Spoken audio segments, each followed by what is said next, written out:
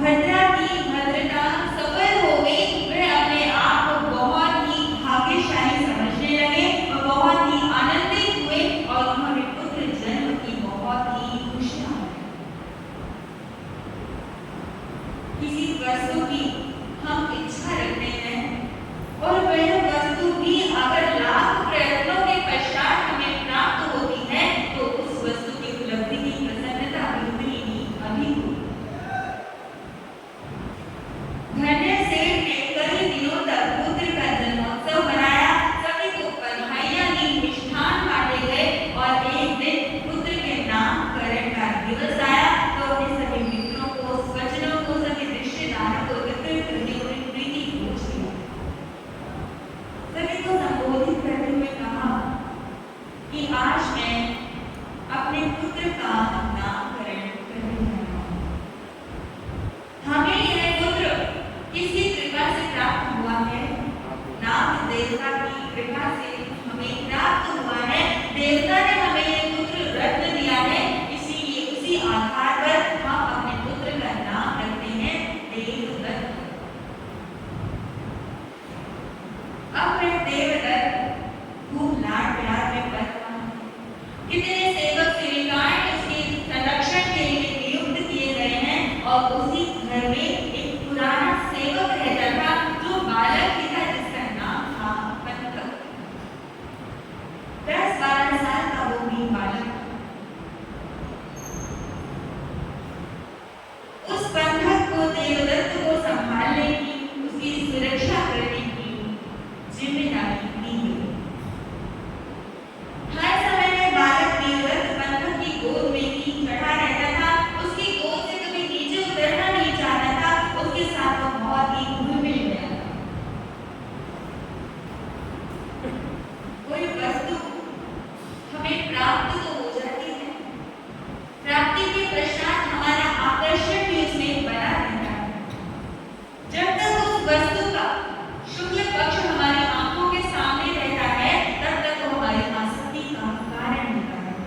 लेकिन जब कोई पाप कर्म का उदय आ जाए, कोई अशुभ कर्म सामने आ जाए और फिर उस वस्तु का कृष्ण पक्ष जब आता है तो वह जीवन में कोई ना कोई अनिष्ट उत्पन्न कर देता है। धन्य सेठ और भद्रा सेठानी के घर में भी इतने वर्षों के पश्चात खुशियां आई थी। इतनी मनोतियां मांग कर उन्होंने सुख और चैन की सांस ली थी, लेकिन उनके जीवन में भी एक अनिष्ट घटना घटित हुई।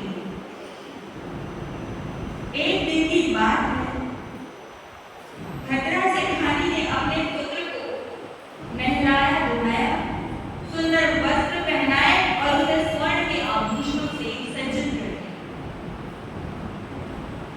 सुंदर सरोरा बनाकर उसे पंथक को सौंपा और उसे कहा कि इसे ले जाकर बाहर घुमाने फिराने के लिए ले जाओ।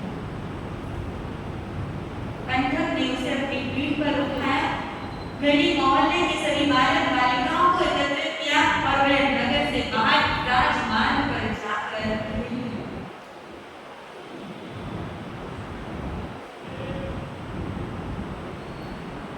वह पंथक जो देवदत्त को अपनी गोद में लेकर वहां पर घूम रहा था। जब उसने अन्य बालक बालिकाओं को खेलते हुए, कूदते हुए, क्रीड़ा करते हुए देखा तो उसका जो बाल मन था वह भी खेलने के लिए मचलने लगा। उसने विचार किया कि मैं तो इस देवदत्त के साथ ही बंध गया हूँ, ना किसी के साथ खेल सकता हूँ, ना कहीं अकेला घूम सकता हूँ, मैं भी इन बालकों के साथ खेलना चाहता हूँ। उसने उस देवदत्त को एक वृक्ष के नीचे बिठा दिया कि ये मेरी नजरों के सामने रहेगा। चलना तो ये जानता नहीं है, ये कहाँ चलकर जाएगा, ये यहीं पर बैठा रहेगा, मैं इसे देखता रहूंगा और मैं कन्याओं के साथ, बालकों के साथ खेलकर रहूंगा। ऐसा सोचकर उसने देवदत्त को एक वृक्ष के नीचे बिठाया और एक उद्यान में बालक बालिकाओं के साथ खेलने लगा। इसी राजमहल नगर में एक विजय नाम का चोर रहता था। युग चाहे कोई भी हो, धरा धाम पर उस समय साक्षात तीर्थंकर भी क्यों न विचरण कर रहे हो, लेकिन इस धरती पर सज्जन और दुर्जन तो हमेशा ही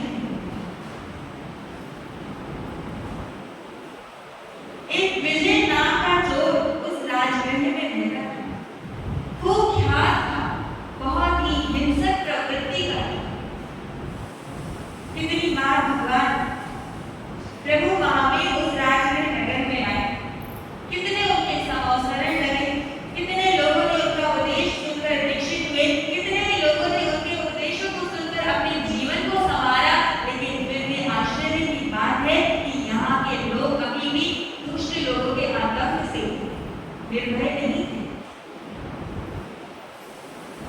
जिस स्थान पर, जिस वृक्ष के नीचे वह देवदत्त बैठा हुआ था, वहीं से होकर वह विजय जो गुजरा।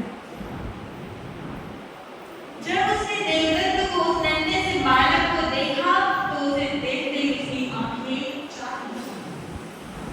उसने बालक की ओर इतना ध्यान नहीं दिया, चोर का ध्यान कहाँ जाता है। उसके शरीर पर जो स्वर्ण के आभूषण थे, जो सोने के अलंकार उसने पहने हुए थे, विजय जो उन अलंकारों को देखने लगा और सोचने लगा कि नन्हा सा बालक तो यहाँ अकेला बैठा हुआ है, कोई इसको देखने वाला नहीं है, कोई इसके माता पिता यहाँ पर नहीं है, क्यों ना मैं इसे उठाकर ले जाऊं। उसने इधर उधर देखा कि कोई मुझे देख तो नहीं रहा है। जब व्यक्ति पाप कर्म करने लगता है तो वो चारों ओर दृष्टि दौड़ाता है कि कोई मुझे देख ना ले, लेकिन वो ये भूल जाता है कि तीर्थंकर भगवान है जो केवल ज्ञानी है, वो तो तुझे हर समय देख रहे हैं। और कुछ नहीं, तो तेरी आत्मा तो तुझे देख रही है। तू जैसा कर्म करेगा, पाप कर्म को संचय करेगा, तो उसका फल तो तुझे स्वयं को भुगतना ही पड़ेगा। उसने चारों ओर देखा कि उसे कोई देख नहीं रहा है, तुरंत उस बालक को उठाया, एक कपड़े में लपेट लिया और इस बालक के मुख में उसने एक कपड़ा ठूंस दिया ताकि उसके रोने चिल्लाने के स्वर को कोई भी सुन ना सके।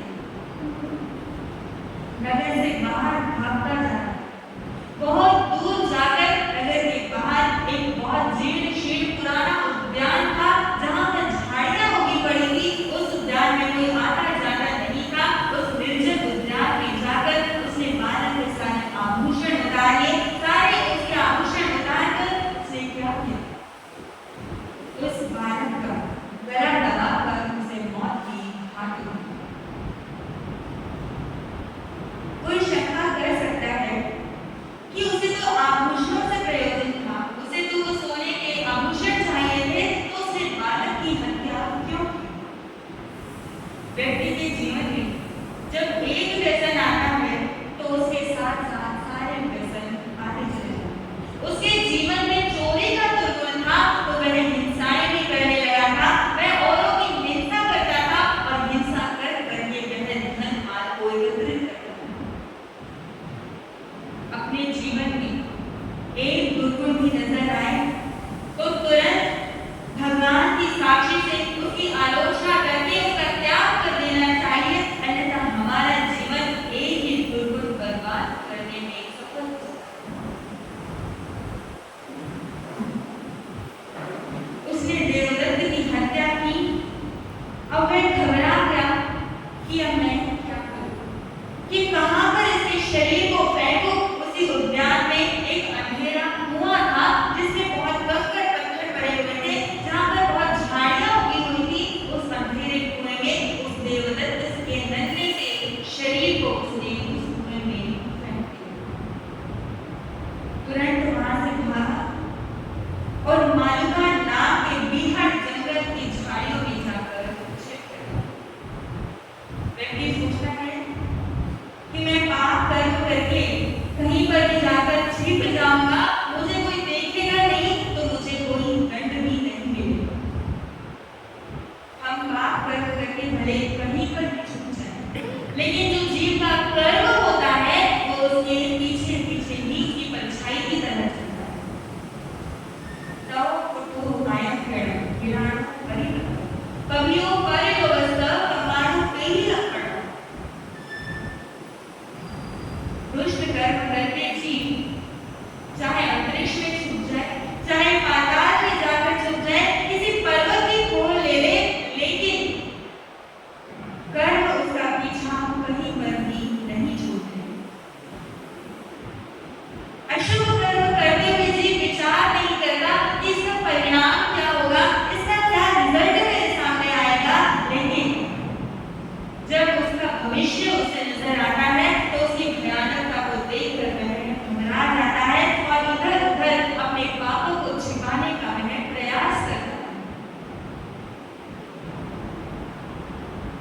लेकिन आज तक इस संसार में कोई भी जीव अशुभ कर्म करके उसके फल से बच नहीं पाया है।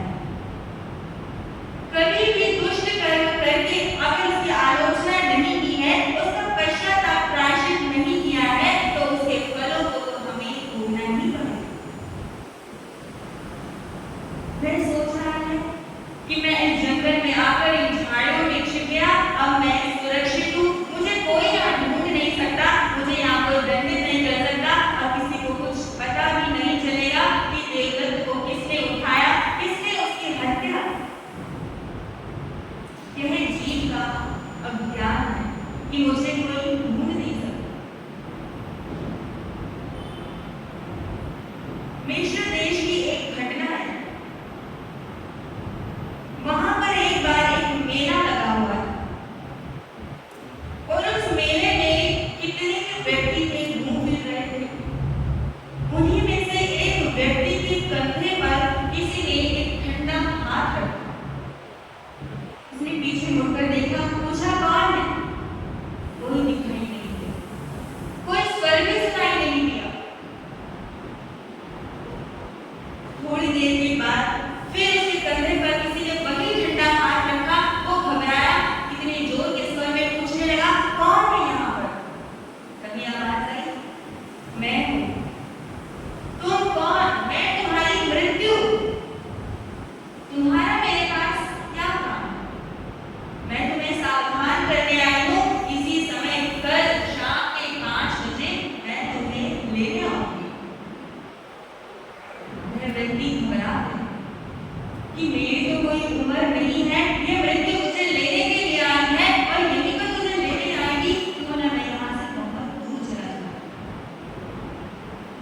उसी समय उसने अपनी घोड़ी उठाई, घोड़े पर सवार हुआ और उस अपने देश से कोसों मीलों की दूरी पर एक जंगल में चला गया, एक नदी के किनारे पर। वहां जाकर जब थक गया, घोड़ी भी थक गई, तो वहां जाकर वो बैठ गया और विचार करने लगा कि अब तो उस स्थान से मैं कोसों मीलों की दूरी पर आ गया हूँ, अब मृत्यु मुझे ढूंढ नहीं सकती, अब मैं सुरक्षित हूँ, अब मुझे कोई नहीं मार सकता।